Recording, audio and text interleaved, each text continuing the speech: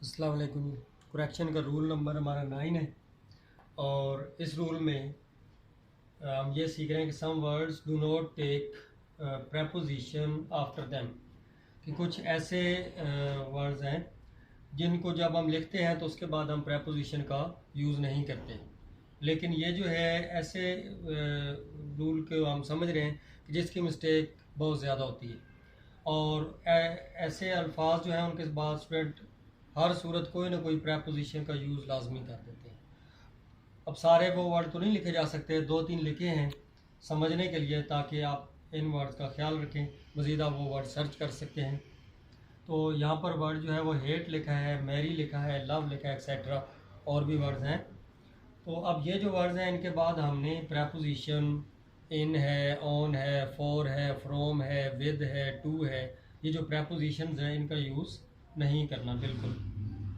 Examples में सबसे पहले एग्जाम्पल आप देखिए, मदर लव्स विद हर सन।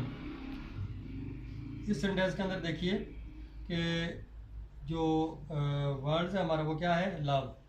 उसके बाद हमने क्या यूज़ कर दिया, विद, और विद क्या है, प्रेपोजिशन। इसलिए ये जो प्रेपोजिशन इसका यूज़ यहाँ पर नहीं होना चाहिए, क्योंकि हम सीख रहे हैं कि इन वर्ड्स के बाद प्रेपोजिशन का यूज़ नहीं होता। अब इसकी करेक्शन क्या होगी, मदर लव्स हर सन। अब ये हमारा सेंटेंस करेक्ट हो गया। हमने यानी कि प्रेपोजिशन को उसमें जो है वो ओमिट करके उसको यूज़ नहीं किया। नेक्स्ट जो हमारी एग्जांपल है उसमें मिस्टेक देखते हैं, आई हेट फ्रॉम यू। अब इसमें देखिए कि जो हमारा वर्ड यूज़ हुआ वो क्या, हेट है, और हेट के बाद फ्रॉम क्या है, प्रेपोजिशन है। इसलिए ये जो प्रेपोजिशन है ये एक्स्ट्रा इसकी ज़रूरत नहीं है, इसलिए आई हेट यू, ये हमारा करेक्ट सेंटेंस हो जाएगा। अब इसी रूल के लिए 2 MCQs भी हैं, ताकि आपके एग्जाम में अगर आए तो आप उनको कैसे सोल्व करें। सबसे पहला जो MCQs है, Ahmed will marry dash Salman. अच्छा, मैरी क्या है, इन्हीं वर्ड्स में से एक वर्ड है जिसके बाद हमने प्रेपोजिशन का यूज़ नहीं करना। और नीचे 4 ऑप्शंस हैं। फर्स्ट ऑप्शन में भी प्रेपोजिशन है टू, सेकंड में विद प्रेपोजिशन है, थर्ड में बाय प्रेपोजिशन है, और फिर उसके बाद लगा नन।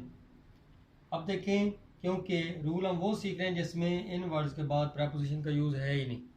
अगर आपको यूँ एग्ज़ाम में ये वर्ड के साथ सेंटेंस आ जाता है और नीचे ऑप्शन में प्रेपोजिशन का यूज़ आ जाता है, तो आप उसमें नन जो है यानी जिसको यूज़ नहीं करना उसको आप करेक्ट करेंगे, ना कि आप किसी एक प्रेपोजिशन का फिर यूज़ कर देंगे। इस तरह तो हमारा रूल जो हमने सीखा वही सारा जो है वो रॉन्ग हो जाएगा। नेक्स्ट जो MCQs वो भी तकरीबन इसी तर्ज पे बनाया गया है। Father loves dash his son, तो इसमें क्या है, नीचे टू है, नन है, फ्रॉम है, विद है। तो क्योंकि एज ए ऊपर वाले MCQs की तरह ये भी आपको समझाने के लिए, आपकी प्रैक्टिस करवाने के लिए बनाया है, इसमें भी क्योंकि प्रेपोजिशन यूज़ ही नहीं होनी, इसलिए नन जो है यही ऑप्शन हमारी करेक्ट है। इसके बाद हमारा रूल नंबर 10 है और इसमें लिखा हुआ है कि पास्ट टू पास्ट।